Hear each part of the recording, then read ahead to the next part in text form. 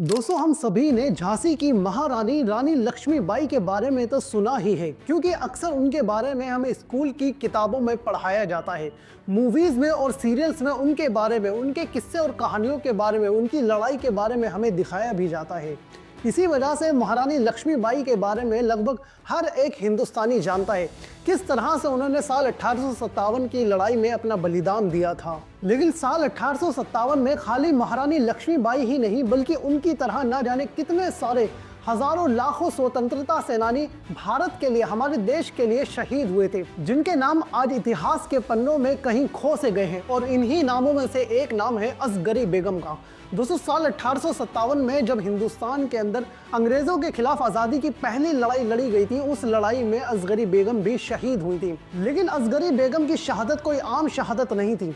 असल में अंग्रेज़ों ने असगरी बेगम को ऐसी सज़ा दी थी जो कि अंग्रेज़ों ने इतिहास में पहले कभी किसी और हिंदुस्तानी को नहीं दी थी, और ना ही उसके बाद में कभी किसी और हिंदुस्तानी को ये सज़ा दी गई थी। असल में अंग्रेज़ असगरी बेगम से इतनी ज़्यादा नफरत किया करते थे कि जब साल 1857 की लड़ाई ख़त्म हुई और अंग्रेज़ों ने असगरी बेगम को अरेस्ट किया, तो उन्होंने असगरी बेगम को जिंदा जला देने का हुक्म दिया था। लेकिन आखिर असगरी बेगम से अंग्रेज़ इतनी ज़्यादा नफरत क्यों किया करते थे, आज के इस वीडियो में यही समझने की कोशिश करते हैं।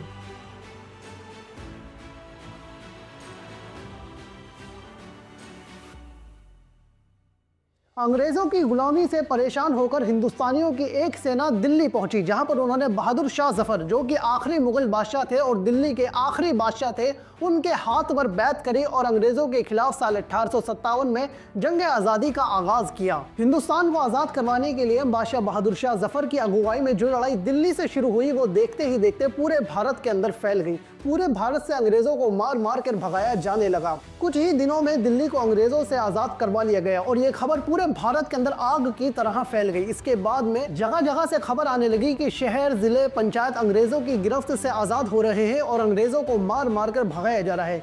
इन्हीं 200 जिलों में शामिल था यूपी का मुजफ्फरनगर। साल 1857 की जंग आज़ादी जब दिल्ली से निकलकर यूपी के मुजफ्फरनगर में पहुंची, तो यूपी के मुजफ्फरनगर में स्वतंत्रता सेनानियों की एक सेना ने अंग्रेजों को भगा भगा कर मारा।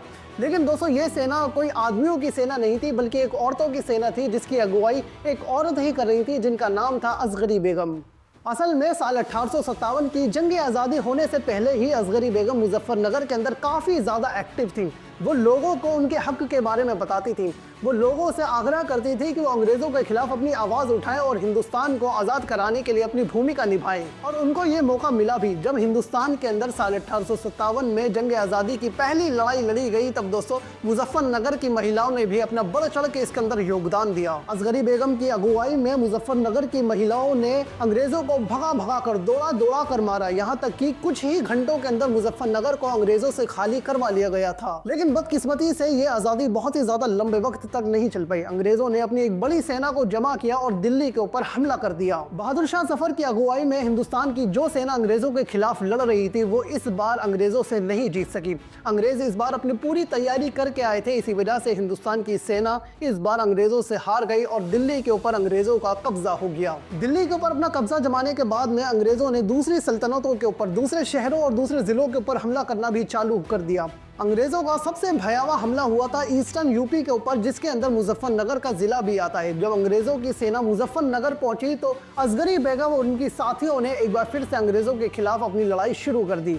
लेकिन अफसोस, अंग्रेज़ों की तैयारी बड़ी थी। इसी वजह से हिंदुस्तान की ये शेरनियाँ इस बार अंग्रेज़ों से नहीं जीत पाईं। अंग्रेज़ों ने असगरी बेगम और उनकी सभी महिला साथियों को अरेस्ट कर लिया और उन सभी को अरेस्ट करने के बाद वे काल कोठरी के अंदर डाल दिया, जहाँ पर उन्हें कड़ी यातनाएं दी गई, जैसे कि कोड़े मारना, भूखा और प्यासा रखना। इस तरह की यातनाएं अक्सर उन महिलाओं को दी जाती थीं। लेकिन दोस्तों, अंग्रेज़ों की इन यातनाओं से ना तो असगरी बेगम और ना ही उनकी किसी महिला साथी का ज़रा सा भी मनोबल टूटा था। यहाँ तक कि जब यातनाएं देनी बंद हो गई, उसके बाद में अंग्रेज़ों ने असगरी बेगम और उनके साथियों को कोर्ट रूम में पेश किया गया, जहाँ पर उनको सज़ा दी जानी थी।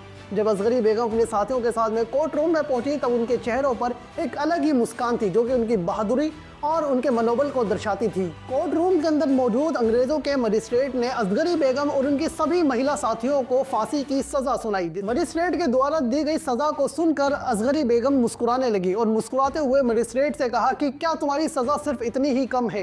क्या तुम इसके सिवा कोई और बड़ी सजा नहीं दे सकते? जिसके बाद में मजिस्ट्रेट को गुस्सा आ गया। उसने असगरी बेगम और उनकी बाकी महिलाओं को उनसे अलग कर दिया, यानी कि असगरी बेगम को अलग खड़ा कर दिया और बाकी उनकी जो महिला साथी थे उनको अलग खड़ा कर दिया। जिसके बाद में मजिस्ट्रेट ने असगरी बेगम को तोप से उड़ा देने का हुक्म दिया। असगरी बेगम की महिला साथियों के चेहरे पर असगरी बेगम को लेकर एक चिंता की शिकंज आ गई। लेकिन दोस्तों, जब मजिस्ट्रेट ने असगरी बेगम को तोप से उड़ा देने की सज़ा सुनाई दोस्तों, तब भी असगरी बेगम मुस्कुरा रही थी। असगरी बेगम ने मजिस्ट्रेट की तरफ दोबारा से देखा और उससे दोबारा से कहा कि क्या तुम सिर्फ इतनी छोटी सज़ा दे सकते हो? क्या तुम इससे कोई और बड़ी सज़ा मुझे नहीं दे सकते? जिसके बाद में मजिस्ट्रेट को और भी ज़्यादा गुस्सा आ गया।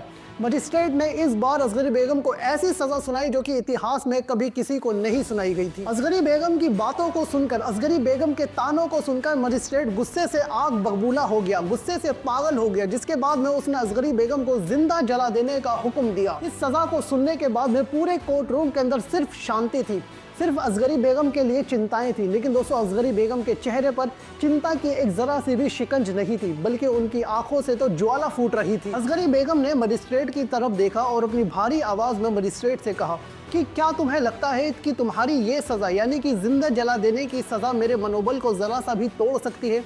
असगरी बेगम ने कहा कि हिंदुस्तान या तो आज या फिर कल आज़ाद ज़रूर होगा और मेरी मौत आज़ादी की एक ऐसी किरण हिंदुस्तान के अंदर पैदा करेगी जो कि पूरे हिंदुस्तान को रोशन कर देगी। लेकिन असगरी बेगम की इन बातों को मजिस्ट्रेट ज़रा सा भी बर्दाश्त नहीं कर पाया। उसने तुरंत सैनिकों को यह आदेश दिया कि इस औरत को मेरी नज़रों के सामने से तुरंत हटा दिया जाए। जिसके बाद में सैनिकों ने असगरी बेगम को मजिस्ट्रेट के सामने से हटाकर कालकोठरी के अंदर डाल दिया। असगरी बेगम और उनकी महिला साथियों को सज़ा सुनाने के बाद में कुछ ही वक्त के बाद उनको सज़ा देने का वक्त भी करीब आ गया।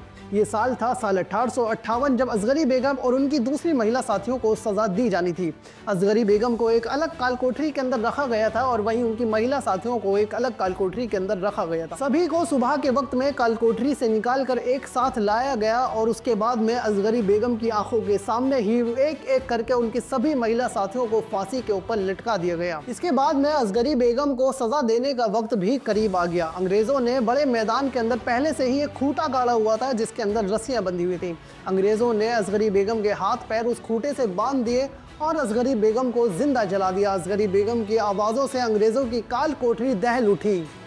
लेकिन दोस्तों, अफसोस की बात यह है कि आज जिस तरह से हमें महारानी लक्ष्मीबाई, तात्या टोपे, बहादुर शाह जफर, इन सभी महान लोगों के बारे में बताया जाता है, उस तरह से हमें असगरी बेगम के बारे में कुछ भी नहीं बताया जाता।